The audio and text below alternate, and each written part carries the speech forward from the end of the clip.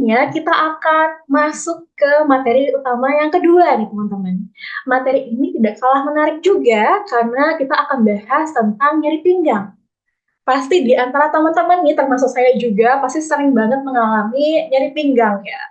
Teman-teman pernah sih nggak ngerasa sih bahwa fenomena nyeri pinggang ini yang biasanya identik dengan penyakitnya yang sudah berumur gitu ya, ternyata makin kelamaan itu remaja-remaja seperti kita itu sangat sering mengeluhkan nyeri pinggang atau remaja-remaja di lumpuh gitu ya. Kira-kira nih sumber masalahnya itu di mana aja ya? Terus apakah nyeri pinggang ini yang semakin lama itu apakah dia berbahaya atau tidak? Nah, tanpa menunggu lama lagi nih, ini Nio sudah mendatangkan ahlinya yang akan mengupas tuntas habis mengenai nyeri pinggang. Yuk kita sapa dulu, ada pembicara kita yang kedua, ada Dokter Teddy. Halo, selamat malam Dokter. Halo, selamat malam, Mbak Selamat malam Santer. Dokter. Baik, kita kenalan dulu nih ya dengan Dokter Idewo Gede Dedi Atmanugraha, spesialis neurologi atau yang akan disapa dengan Dokter Dedi. Dokter Dedi menyelesaikan pendidikan S1-nya di FK Muhammadiyah Mornodewa pada tahun 2017 dengan S2-nya diselesaikan di FK Udayana pada tahun 2023 dan saat ini sedang bekerja di RS Mitra Plumbon Majalengka, RS Sumber Kasih Cirebon, dan RS Sumber Waras Cirebon. Oke. Halo dok, bagaimana dok? Kabarnya dokter? Halo, ya seperti Kabar ini, baik dok? seperti biasa, malam minggu. Ya, oh iya, malam Malam minggu minggu sekarang kita dok ya. belajar ya, luar biasa. Biasanya Iya dok. jalan-jalan, ini belajar, tapi sekarang kan belajar bisa di mana aja. Jadi Iya ya, betul sekali mari dok. kita bermalam minggu bersama-sama. Iya dok ya. Iya dok ya, berarti semangat sih sekarang kita harus belajar tentang nyeri pinggang ya. Sering kali kita keluhkan Oke, gitu ya dok ya. Oke, tanpa menunggu lebih lama lagi dokter, untuk teman-teman nanti jika ada pertanyaan bisa langsung di drop di kolom komentar ya. Dan nanti silakan untuk dicatat poin-poin penting dari yang materi yang disampaikan oleh dokter Teddy. Ya. Untuk waktu dan juga tempat saya persilakan kepada dokter. oke, terima kasih Dokter Teresa. Terima kasih untuk Ingenio yang sudah menghadirkan acara webinar ini. Semoga bermanfaat. Selamat malam juga buat teman-teman yang sudah sampai jam ini tetap mengikuti acara ini. Nah, sekarang kita akan bahas sedikit tentang nyeri pinggang. Nah, ini nyeri pinggang nih banyak nih. Ini dari usia tua sampai usia muda nih juga ada nih, dari yang jompo sampai ini apa, jompo, jomblo juga, ini juga semua juga ini kena nih nyeri pinggang karena hampir 50% pasien saya itu isinya nyeri pinggang ya kalau di poli ini. Apa istilah zaman sekarang tuh remaja remaja jompo ya, remaja manula ya. Ya. Nah, sebelum kita bahas tentang nyeri pinggang, kita bahas dulu tuh nyeri itu apa sih gitu ya. Nah, nyeri itu bentuk ketidaknyamanan baik sensoris maupun emosional. Sehingga dia akan berhubungan dengan resiko atau kerusakan jaringan tubuh. Kemudian dia timbul ketika jaringannya sedang rusak. Nah, ini kita belajar nyerinya dulu, itu nyeri itu apa gitu ya. Kemudian dia akan menyebabkan individu tersebut bereaksi sehingga dia akan menghilangkan rasa nyeri. Misalnya gitu kalau kita nyeri habis berantem sama pacar gitu, ditampar gitu kan ada reaksi kan, nggak mungkin dong tampar tampar aku lagi dong, kan enggak ya, ditampar terus habis itu kita menepis atau nampar balik gitu ya, nggak boleh sih, tapi ya nampar balik kayak KDRT nanti. Seperti itu misalnya ya. Terus kemudian epidemiologi. Epidemiologi dari nyeri pinggang. Nah, nih, bayangkan. Secara keseluruhan, nyeri pinggang itu yang paling banyak dijumpai 49%. Nah, ini berarti hampir 50% ya. Dia 2 banding 1 lah. Gitu ya. Bahkan ada negara maju itu bisa 70-80%. Ya, tapi jangan khawatir, 90%-nya itu sembuh spontan di 2-6 minggu. Tapi dia akan cenderung berulang. Makanya jangan heran sekarang nyeri pinggang, terus sembuh, terus habis itu nyeri pinggang lagi, gitu ya. Terus nanti jangan, oh nggak sembuh-sembuh, gitu ya. Bukan nggak sembuh-sembuh, tapi ya nyerinya berulang, gitu ya. Kemudian 8%-nya sembuh 6-12 minggu. Nah, hanya 1-2% yang perlu evaluasi atau untuk tindakan bedah, gitu ya. Jadi jangan langsung takut, jangan langsung, ih nanti sakit pinggang harus operasi, ya itu jangan gitu ya. Oke, ini yang paling sering salah kaprah saat ini. Nah, untuk nyeri pinggang itu penyebabnya yang pertama dari faktor postur, postur dan otot ya. Jadi ini beda sekali kan antara yang sebelah kiri dan sebelah kanan. Jadi kalau yang terbiasa dengan postur tubuhnya tegap, dadanya membusung, kalau jalan tidak bungkuk, itu biasanya akan terhindar dari nyeri pinggang. Tapi kalau yang sudah biasanya bungkuk, terus lehernya ke depan, nah itu resiko tinggi untuk mengalami nyeri pinggang ya. Kita bahas dulu nyeri pinggang secara keseluruhan. Kemudian faktor ekstrinsik. Nah, ekstrinsik itu ya banyak. Jadi nyeri pinggang bisa karena faktor ginekologi, misalnya ada suatu tumor di kandungan atau istilahnya miom. Nah, kalau ada miom, ya muncul biasanya gejala awalnya bisa nyeri pinggang, gitu ya. Kemudian prostat itu juga bisa, atau batu ginjal, gitu ya. Kemudian peradangan pada otot, misalnya paha itu juga bisa, atau ujung pangkal paha, gitu ya. Itu salah satunya. Kemudian, nah ini yang faktor risiko. Nah tadi kan untuk yang intrinsik ya, kita bahas yang intrinsik dulu. Ini sekilas untuk faktor risiko nyeri punggung bawah. Ini biasanya teman-teman sering mengalaminya, misalnya pekerjaan yang mengharuskan kita sering membungkuk pada tukang bangunan. Atau mengalami pernah kecelakaan, misalnya itu juga bisa. Atau terjatuh, terpleset, atau mengangkat barang berat. Nah, ini salah satu contohnya. Nah, tapi yang kita bahas di sini sekarang ternyata nyeri pinggang itu banyak penyebabnya kan, kita dari awal tadi. Nyeri pinggang itu banyak penyebabnya. Terus sekarang pasti teman-teman pernah dengar istilah ada namanya saraf kejepit. Karena setiap saya ke poli, ada pasien, beberapa sih langsung, dok saya saraf kejepit. Dok, bahaya nggak ya? Dok, saya nyeri pinggang.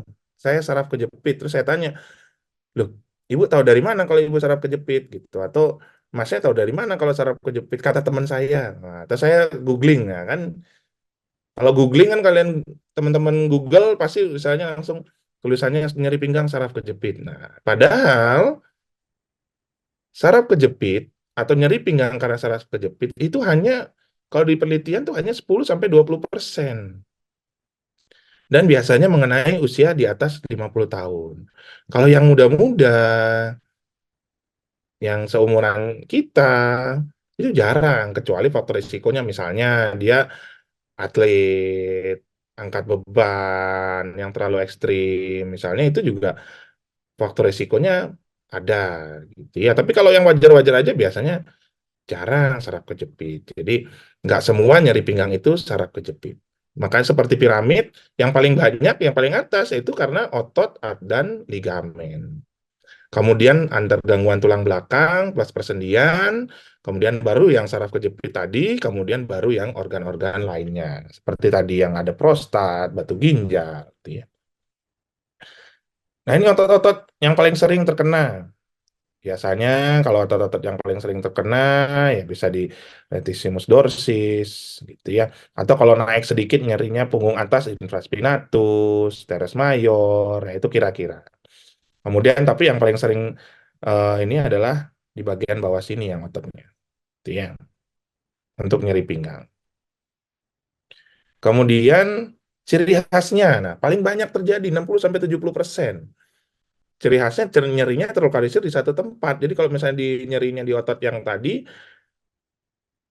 diri kita lingkari itu, ya nyerinya di sana aja, dia tidak menjalar. Gitu ya. Kemudian rasanya seperti tumpul, kemeng, linu, cekot-cekot. Membaik dengan pemijatan, nah itu kuncinya. Kalau teman-teman nyeri pinggang, terus kalian pijat, terus atau temannya disuruh pijat misalnya gitu, membaik, enakan, nah itu biasanya otot. Gitu ya. Dan terjadinya biasanya mendadak atau akut. ya. Kemudian penyebabnya ya banyak. Saya jenis pekerjaan, ngangkat sering yang berulang, misalnya mengangkat pada misalnya kuli bangunan misalnya. Atau yang paling sering duduk lama, misalnya pada mahasiswa yang sering rajin, apalagi dulu zaman COVID, kerjaannya webinar, Zoom gitu, duduk lama dengan posisi yang tidak bagus, itu juga bisa nyeri pinggang. Kemudian bungkuk, jalannya bungkuk, atau duduk tidak tegak.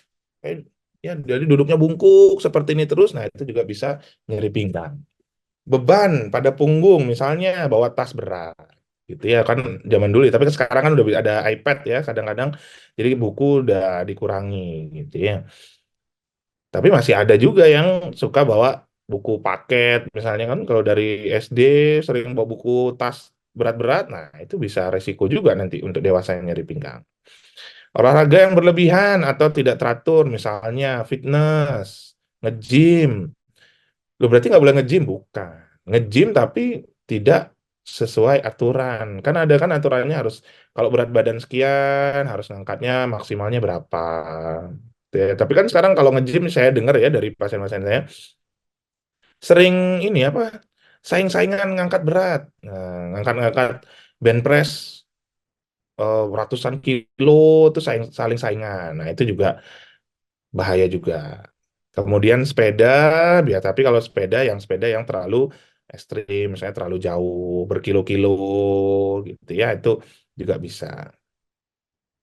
Kemudian postur tubuh ya, tadi ya, cara duduk, cara membaca. Kemudian nah, yang berikutnya bentuk tubuh, kegemukan. Kalau dia terlalu berat, ya ada obesitas, nah itu juga meningkatkan nyeri pinggang. Kemudian hamil, ya hamil juga beberapa pasien, nggak semua mengalami nyeri pinggang. Dan berikutnya seperti tadi dokter Dico, yaitu stres. Ya, stresnya meningkatkan nyeri pinggang. Nah ini ya contoh yang duduk yang salah dan yang benar ya. Kita lihat dari sini. Nah ini kalau terlalu maju dengan layar, yang pertama tentu matanya bisa minus sebelum waktunya gitu ya. Terus kemudian lehernya nyeri, ini pinggang nyeri gitu ya. Jadi kalau ada bilang, "Oh, jangan terlalu dekat dengan layar nanti matanya keburu minus," misalnya gitu. Bukan hanya matanya tapi leher dan pinggang juga jompo sebelum waktunya nanti gitu ya. Jadi ini harus tegak ya dengan jarak 60 cm. Kemudian ini 90 derajat ya. Kalau ini kan agak membungkuk dia. Nah, jadi layar dengan kepala kita tuh 90 derajat ya. Nah, ini juga nih. Misalnya sering mengangkat barang berat, mengangkat galon misalnya. Nah, ini yang salah. Karena apa? Jadi ini beban numpunya semua di sini. Yang benar adalah dari jongkok ya, seperti ini. Jadi bebannya itu atau barangnya itu didekatkan ke tubuh kita, dari kemudian kita duduk baru diangkat. Gitu ya. Ini beberapa contoh yang salah dan yang benar. Kemudian, nah ini juga lihat HP. Karena saya menemukan fenomena beberapa pasien-pasien atau mungkin teman-teman merasakan kok akhir-akhir ini sering nyeri tengkuk. Nah, ini jangan salah. Lihat HP, nunduk terus, ya kan? Lihat iPad, kemudian lihat laptop. Nah, itu juga akan menyebabkan nyeri di bagian tengkuk dan juga bagian pinggang. Ya. Nah, ini ya tadi ya. Wah, ini tasnya aja lebih besar dari badan anaknya. Ini bisa masuk kan anak ini ke sini. Ya, jadi mengurangi beban pada punggung. Ya. Nah, ini contohnya lagi yang benar dan yang salah. Nah, ini juga, misalnya saya sering tanya, berarti bagaimana dong cara saya duduk yang baik dan benar? Misalnya. Pada saat ini, nah ini udah sangat salah nih ya, 70 derajat. Ini kalau kita sedang santai, bukan sedang bekerja. Kalau bekerja kan tadi kita duduknya tegak, terus pandangan mata dengan layar 90 derajat dengan jarak 60 cm. Kalau sedang menunggu, sedang rileks gitu ya, tidak sedang bekerja, usahakan tubuh ada membentuk sudut 135 derajat. Biar enggak nanti, dok saya kalau duduk lama nyeri, gitu ya. Karena apa ya? Karena duduknya tidak baik, gitu ya, tidak ergonomis, ya. Nah, ini juga pada anak-anak nanti rawan akan terjadi skoliosis jika duduknya miring terus. Nah, kan mungkin teman-teman punya saudara yang posturnya seperti ini, nah ini akan rawan terjadinya nyeri tulang belakang. Ya. Nah, ibu hamil kenapa bisa menyebabkan nyeri tulang belakang atau nyeri pinggang? Karena dia pusat, misalnya ini hamil, pusatnya ada di sini, kemudian dia akan menyebabkan penekanan sehingga ada nyeri pinggang. Ya. Tapi tidak semua. Kemudian, nah ini yang menyebabkan kenapa nyeri pinggang itu harus ditangani dengan baik, gitu ya. Kenapa? Karena kalau semakin lama nyeri, nyerinya memberat, akan menyebabkan ansietas, kemudian tidak bisa tidur, akhirnya tidak bisa tidur, ansietas, tambah lama tambah nyeri lagi, akhirnya menyebabkan stres, kemudian menyebabkan activity daily livingnya terganggu, gitu ya. Oke. Sehingga apa? Sehingga perlunya kita tahu bagaimana posisi tubuh yang baik saat sedang bekerja, kemudian saat sedang duduk. Gitu, ya. Kemudian yang berikutnya itu tentang nyeri pinggang karena otot. Jadi udah jangan lagi berpikir, waduh ini nyeri pinggang pasti saraf kejepit. Ya bukan. Ya. Ingat 60-70% kasus nyeri pinggang itu otot. Intinya kalau dipijat enak, wah itu otot. Berarti kalau ada muncul nyeri pinggang karena otot, berarti sudah kita mikirnya, wah berarti ada posisi, selama ini posisi saya bekerja, posisi duduk kita yang salah. Ya. Untuk terapinya nanti kita bahas di belakang. Kemudian tulang belakang dan persendian. Nah, ini yang seringnya sendi-sendi di tulang belakang. Nah, kalau tulang belakang dan persendian, nyerinya terlokalisir di satu tempat sama, rasa seperti tumpul, kemeng, linu, dan cekot-cekot, tapi dia tidak membaik dengan pemijatan. Gitu ya, kalau dipijat nggak enak. Kalau otot dipijat tuh enak. Kalau ini kok dipijat tambah nyeri. Nah, kalau udah seperti itu, nah berarti itu jangan-jangan ini kenanya tulang belakang dan persendian. Dan nyerinya lama. Nyerinya lama itu maksudnya bukan sekarang nyeri, kalau nyeri otot ya, nyeri otot, sekarang nyeri, dikasih obat, hilang. Nanti salah lagi posisinya, nyeri lagi. Nah, kalau tulang dan belakang dan persendian, dia nyeri, terus-terusan akan nyeri. Dia tidak ada fase membaik. Atau membaik tapi tidak benar-benar tuntas. Gitu ya. Tapi biasanya tulang belakang dan persendian paling sering terjadi pada usia di atas 50 tahun. Ya. Yang paling sering terjadi adalah spondylolistesis pada usia di atas 50 tahun dan paling sering terjadi pada wanita. Karena pada wanita setelah dia menopause terjadi perubahan hormon, sehingga perubahan hormon akan membuat tulang-tulang akan melemah. Ya,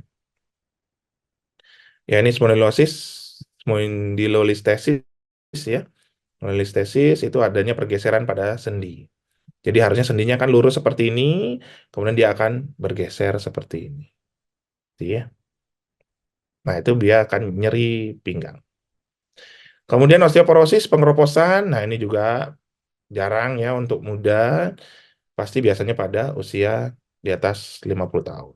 Ya, karena itu tadi usia di atas 50 tahun dia akan mengalami osteoporosis, terutama wanita juga, karena wanita dia akan eh, berkurang penyerapan kalsiumnya setelah dia menopause. Ya.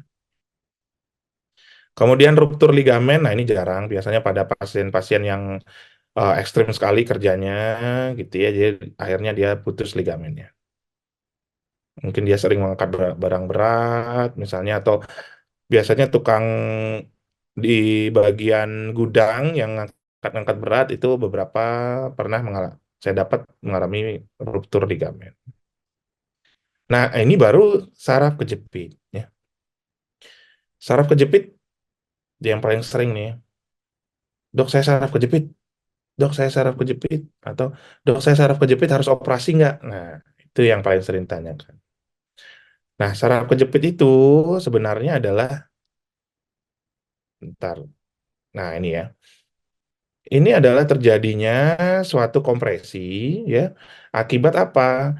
Jadi di sini adalah bantalan sendi yang tadi itu mengalami karena sering angkat berat, terus sering posisinya tidak bagus, tapi yang paling sering karena angkat berat, ya petani, tukang kuli bangunan, tukang panggul, pokoknya dia akan menyebabkan tekanan di tulang belakang, dia akan menyebabkan sendi pada tulang belakangnya ini rusak atau istilahnya robek, kemudian akan mengeluarkan si bantalannya ini.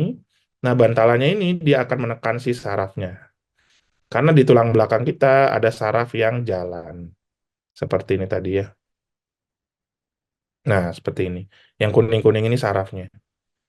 Nah, akhirnya dia ditertekan oleh suatu bantalan sendi tadi sehingga menyebabkan saraf kejepit istilahnya. Gitu ya. Karena di sini menekan kan dia kayak tali dia, akhirnya di bagian sini nyerinya. Jadi akhirnya muncul nyeri menjalar. Sehingga apa? Sehingga ciri khas dari saraf spinal atau saraf kejepit yaitu nyerinya menjalar sampai ke kaki, dari pinggang sampai ke kaki. Udah saya nyerinya dari pinggang menjalar sampai ke kaki. Tapi rasanya bukan kayak tadi cekot-cekot, kemeng, bukan. Tapi rasanya seperti tersetrum, terbakar, disilet, kesemutan, dan mati rasa. Gitu ya, masing-masing mempunyai gejala yang berbeda-beda. Tapi intinya dia bukan nyeri yang seperti otot. Kalau otot kan cekot-cekot, kemeng. Kalau ini nggak tersetrum, terbakar, disilet. Bahkan ada pasien, dok saya sampai saya pikir saya banyak semut di kamar saya. Ternyata saya lihat tidak ada. Atau dok, saya rasanya kayak ada ular yang berjalan dari pinggang ke kaki saya. Nah, sampai karena rasanya menjalar, gitu ya. Dan tentu saja tidak membaik dengan pemijatan. Bisa akut atau kronis, gitu ya. Nah, ini contohnya ya, dia robek, kemudian dia mengenai si saraf. Kemudian, nah biasanya akan muncul di trigger atau dicetuskan saat membungkuk. Karena bayangkan setelah dia terjepit tadi tulangnya, kemudian dibawa membungkuk lagi, akhirnya semakin menjepit, semakin nyeri muncul. Gitu ya. Nah ini kemudian nih tambahan juga beberapa biasanya, nah kalau tadi kan biasanya saya bilang biasanya wanita, nah ini biasanya laki-laki. Kenapa laki-laki? Karena biasanya terjadi atau dikatakan sindrom piriformis ini karena laki-laki suka nyimpen dompet di saku belakang, saku celana belakang. Ya kalau ibu-ibu kan biasanya atau wanita kan biasanya di tas, kalau laki-laki nyimpen dompet di saku belakang. Jadi duitnya banyak, tebel, nah, akhirnya neken-neken-neken, yang ditekan adalah si musculus piriformisnya, sehingga musculus piriformisnya itu menekan si saraf ischiadicusnya. Ya, jadi sini ya ini musculus piriformisnya kan kalian kalau cowok kan megang naruh dompet kan di sini ya. Dudukin terus, tebel dompetnya, duitnya banyak. Nah, akhirnya ketekan terus ini ya. Tuh, makanya jangan nyimpen ya buat cowok-cowok, jangan nyimpen duit di dompet. Udah cashless aja sekarang ya. Sih. Atau jangan nyimpen dompet di bokong lagi, nyimpannya di samping atau masukin tas. Kan lama-kelamaan nanti nyeri di bokongnya. Gitu ya. Oke. Nah, ini juga sama, nyerinya dari mulai dari bokong menjalar ke kaki ya, nervus sciaticus. Terjadi penyempitan saraf di antara otot atau otot dan pelvis ya.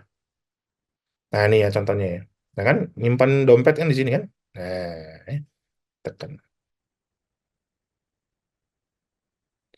Kemudian organ, nah ya organ yang tadi ya. Tergantung organ yang terkenanya, kalau paling sering sih batu ginjal. Nah, bagaimana sih Kak membedakan batu ginjal atau nyeri pinggang biasa? Nah, ini ya, ciri khasnya kalau batu ginjal itu mendadak. Dia tiba-tiba aja muncul. Nggak lagi ngapain, lagi santai gitu ya, tiba-tiba langsung nyeri ya. Nyerinya istilah nyeri kolik ya. Jadi nyerinya seperti diremas-remas. Kemudian sangat nyeri bila dipukul pada daerah ketok CVA namanya. Jadi di daerah pinggang itu kita biasanya dokter memeriksa dengan diketok dia akan ada nyeri. Nah, itu curiganya batu ginjal ya. Atau ciri khasnya urinnya dia keruh atau kemerahan ya. Yang paling sering batu ginjal ya kalau nyeri pinggang karena gangguan organ. Ya, ini nyeri ketoknya di sini. Jadi diketok di sini, ya, ini pinggang. Nah, dia muncul nyeri. Nah, itu kita curiga batu ginjal, ya. Kalau organ lain ya bisa kista, usus buntu, hemoroid, lambung, atau miom, ya. Tapi ini kasusnya jarang dan tidak khas. Nah, bagaimana sih cara penanganannya? Nah, penanganannya yang pertama kalau konservatif, kita mengurangi nyeri mekanik dan tekanan intradiskalnya. Jadi kalau ininya ya mengurangi nyeri. Misalnya jangan angkat berat dulu, jangan sering membungkuk dulu.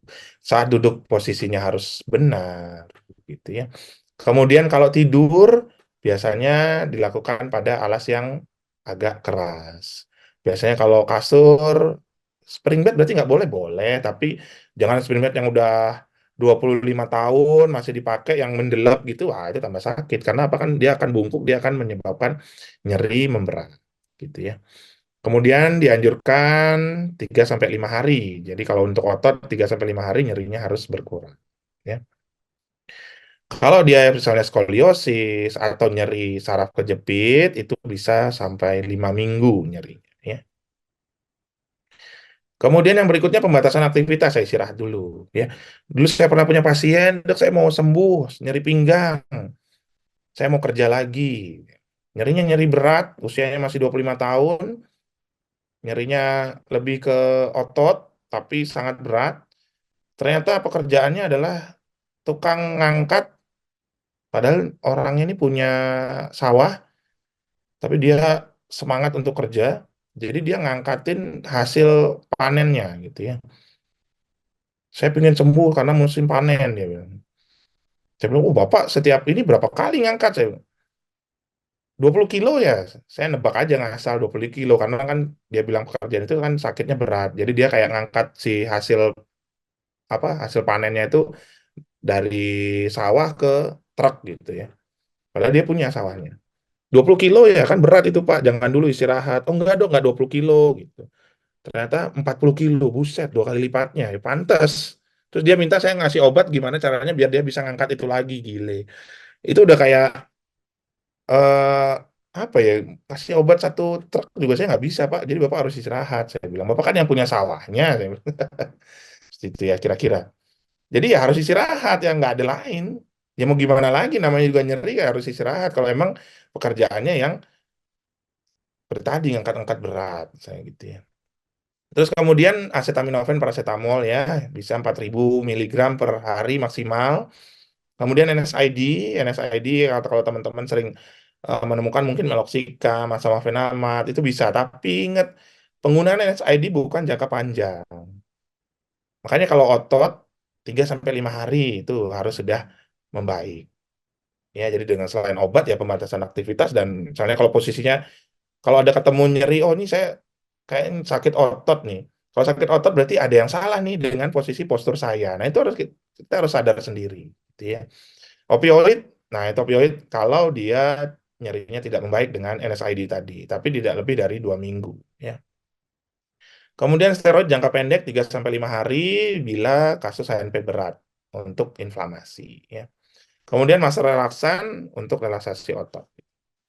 Itu banyak jenisnya, itu beberapa bisa diberikan, ya. Nah, ini terapi fisik, misalnya dengan kompres panas atau dingin. Biasanya kalau ini ya untuk sendi, biasanya kompres hangat untuk mengatasi nyeri. Kemudian kalau dia akut, kemudian ada edem atau kemerahan, ya biasanya sih kalau otot mungkin dia terlalu keras, ngangkat beban berat, kemudian sampai ototnya kaku, tegang, bisa kompres dingin. Kalau itu 24 jam. Tapi kalau udah lebih, biasanya kompres hangat, gitu ya.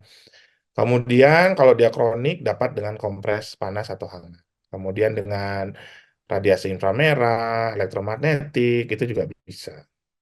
Kalau ultrasound juga sekarang juga sudah bisa untuk menangani nyeri ya, tapi itu udah spesialistik. Nah ini dia kompres hangat. Nah bisa pakai alat kayak gini atau pakai handuk, handuk hangat juga boleh. ya. Atau kadang pakai botol sirup, ya botol sirup itu dikasihin air hangat, terus kemudian digelinding-gelindingin di pinggang itu juga bisa, itu meringankan nyeri, gitu ya. Korset, nah korset untuk mencegah terjadinya biasanya sih pada pasien yang sudah sulit untuk mengubah postur tubuh, misalnya pada usia yang lebih tua dia kan sering membungkuk, kita pakein korset. Tapi kalau yang muda-muda kayak kita, kalau bisa perbaiki fungsi atau perbaiki postur tubuhnya, gitu ya. Kemudian mengurangi beban pada diskus serta dapat mengurangi spasme kalau dengan korset. Latihan, nah segera dilakukan setelah nyeri menghilang. Kalau minimal, stres minimal dan nyerinya minimal bisa jalan kaki, naik sepeda, atau berenang. Nah, yang paling bagus adalah berenang. Ya, mau nyeri otot, mau nyeri saraf kejepit, mau nyeri karena sendi gitu, itu penelitian yang terbaru itu paling bagus renang gitu. Tapi saya sering, tapi dok saya nggak bisa renang gitu. Nggak apa-apa. Yang penting kolamnya jangan yang 4 meter, nggak bisa renang kalau 4 meter kan tenggelam ya. Kolamnya yang 1,5 meter atau ya jangan dalam-dalam lah di bawah 2 meter. Yang kita butuhkan adalah di tengah kolamnya terus gaya tekan ke atasnya dari air. Tujuannya apa? Karena dengan gaya tekan ke atas itu akan mengurangi nyeri gitu ya. Sambil nanti pelan-pelan misalnya belajar berenang. Karena dengan belajar berenang dia akan memperbaiki postur. Ya karena beberapa penelitian, beberapa ahli menyatakan renang dengan belajar berenang dia akan memperbaiki postur. Pasien saya sampai punya beli nggak tahu saya beli di mana ya itu ya. Dia beli drum besar, drum besar yang cukup untuk satu badannya dia. Dia isi dengan air hangat, dia nyemplung, dia naik itu nyemplung. Karena di rumahnya agak di jauh dari kolam renang ya. Jadi kolam renang atau dia kalau kolam renang saya repot ke kolam renang mulu gitu ya. Dia pakai drum besar dia nyemplung itu jadi naik naik naik itu untuk meningkatkan ada gaya tekan ke atasnya itu mengurangi dan lumayan mengurangi nyeri.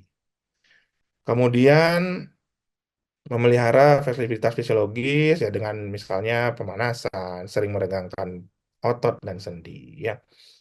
Nanti ada gerakannya, nah seperti ini. Nah ini gerakan sederhana aja, makanya modelnya kan rambutnya putih. Nah ini makanya boleh orang-orang tua bisa melakukan, apalagi yang muda-muda ya, seperti ini. Lakukan minimal seminggu 2 kali atau seminggu 3 kali gerakan seperti ini, itu dapat mengurangi nyeri pinggang. Gitu ya. Sambil tentu saja posisi tubuh. Gitu. Kemudian posisi tubuh yang baik dan benar. Duduk dan berdiri, otot perut ditegakkan, punggung tegak dan lurus. Ya, gitu ya. Turun dari tempat tidur, punggung didekatkan ke pinggir tempat tidur. Pada saat akan berdiri, tumpukan tangan pada paha untuk membantu posisi berdiri. Dan tidur, tangan membantu mengangkat dan menggeser posisi panggul. Gitu ya. Jadi kalau mau geser-geser saat tidur, pakai tangan dan panggulnya untuk menggeser. Gitu ya. Jangan badannya geser-geser sendiri. Nah, itu nyeri lagi nanti. Ya. Kalau mengangkat sesuatu dari lantai, lutut ditekuk, punggung lurus depan mengencangkan otot perut, beban sedekat mungkin dengan dada.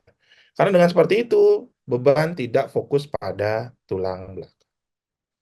Kemudian yang berikutnya, jika sudah biasa nih pada pasien-pasien saya yang udah sepuh ya, udah tua, ganti WC jongkok dengan WC duduk. Karena untuk kalau dia jongkok kan susah untuk berdirinya.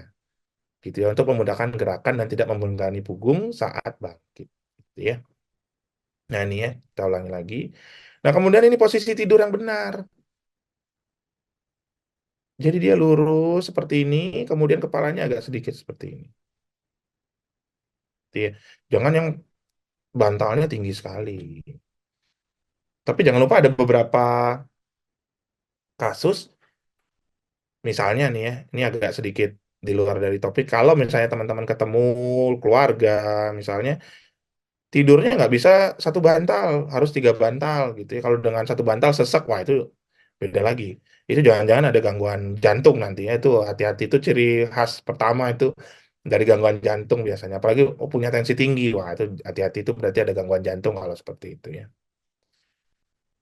Kemudian terapi lain masas, pemijatan. Nah, mungkin nanya, saya sering dok, boleh nggak sih pijat? Nah, boleh nggak sih dipijat? Boleh. Kalau otot, kan tadi kalau otot dipijat kan enak, boleh. Masas gitu ya, relaksasi, pijat boleh. Asal pijatnya untuk relaksasi, bukan, mohon maaf ya kalau dari saya, pijat kretek-kretek masih belum saya anjurkan. Karena kita nggak tahu, kadang masih belum, penelitiannya masih belum banyak ya, kalau saya sih masih belum, karena pijat kretek-kretek banyak pasien saya yang ternyata nyerinya bertambah berat gitu ya. Bahkan ada yang awalnya hanya nyeri otot, dia pijat kerta-kerta, nyeri tulang. Jadi malah nambah, bukannya berkurang. Oke. Kemudian dry needling, dengan dry needling adalah suatu teknik ya, menggunakan jarum akupuntur. Saya lakukan di spesialis neurologi juga, spesialis saraf juga. Dengan tidak seperti akupuntur, tapi yang dicari adalah otot-otot yang kaku. Gitu ya. Kemudian kalau suntikan nerve block biasanya pada pasien dengan saraf kejepit. Jadi sarafnya yang nyeri, yang menyebabkan nyeri itu dimatikan. Itu biasanya spesialistik untuk intervensi nyeri biasanya ya. Kemudian operasi. Nah, ini juga jadi, ini juga misalnya, dok saya punya orang tua atau punya keluarga sudah didiagnosis saraf kejepit, sudah dilakukan ronsen, kemudian MRI misalnya, apakah harus dioperasi? Gitu ya. Atau kapan sih nyeri pinggang itu harus dioperasi gitu ya? Kapan nyeri pinggang karena saraf kejepit harus dioperasi? Apakah semua saraf kejepit nanti harus dioperasi misalnya? Tentu tidak. Karena kalau saraf kejepit semua dioperasi, ya orang nggak akan berani ke dokter nanti ya. Saraf kejepit kapan harus dioperasi? Yang pertama, tentu saja nyerinya hebat. Jadi nyerinya berat. Kalau misalnya ada skor 0 sampai 10, nyerinya 8, 9 gitu ya. Nggak bisa bangun dari tempat tidur. Kemudian nggak bisa duduk, setiap bergerak nyeri, mengganggu aktivitas sehari-hari, mengganggu activity daily living, bahkan untuk makan, untuk tidur terganggu, nah itu bisa atau disarankan operasi. Kemudian yang berikutnya, yang kedua, kapan operasi? Misalnya ada kelumpuhan, kakinya nggak bisa digerakkan, ya mungkin penjempitannya terlalu berat sampai lumpuh, nah, itu harus dioperasi. Kemudian yang berikutnya, yang ketiga, buang air besar, buang air kecilnya terganggu. Terganggunya apa? Bukan mampet, tapi nggak kerasa. Jadi kalau mau BAB keluar sendiri, mau kencing keluar sendiri tanpa bisa kita kontrol. Nah, itu berarti harus dioperasi karena penyempitannya sudah terlalu berat. Kemudian yang berikutnya, jika sudah mulai ada mengecil kakinya.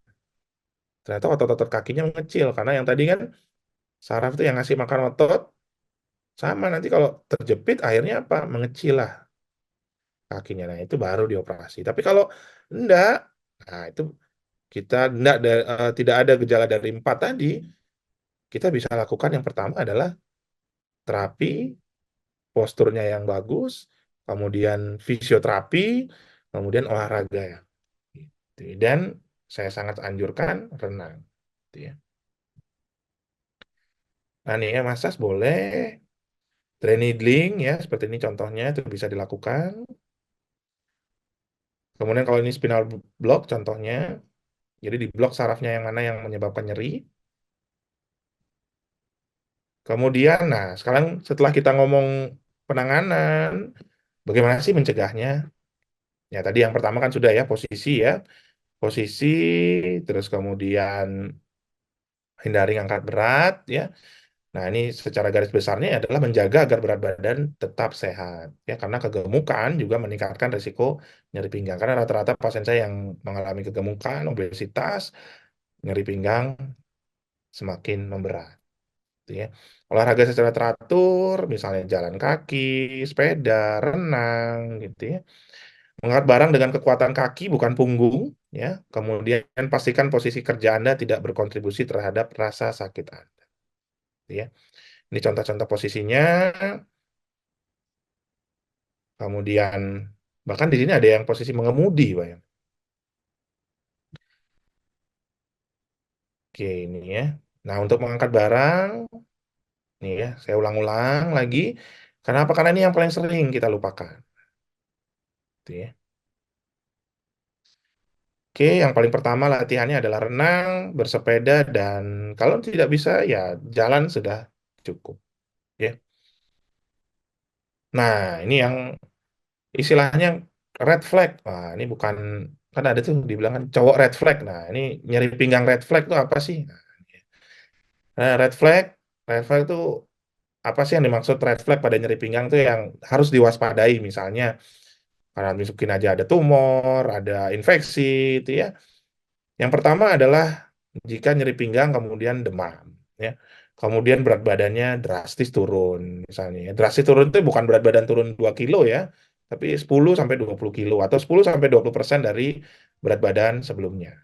Kemudian gangguan buang air kecil dan buang air besar gitu ya, misalnya yang tadi tidak kerasa keluar sendiri, kemudian nyeri lebih dari 3 bulan, gangguan berjalan atau kelemahan tubuh, usia lanjut usia, ya, riwayat trauma, dan riwayat kanker. Nah, 8 red flag ini jika ada tanda-tandanya harus segera dibawa ke fasilitas kesehatan. Bisa langsung ke dokter spesialis, ya.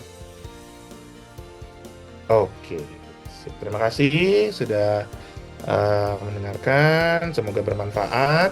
Saya balikan lagi ke dokter Teresa, ya.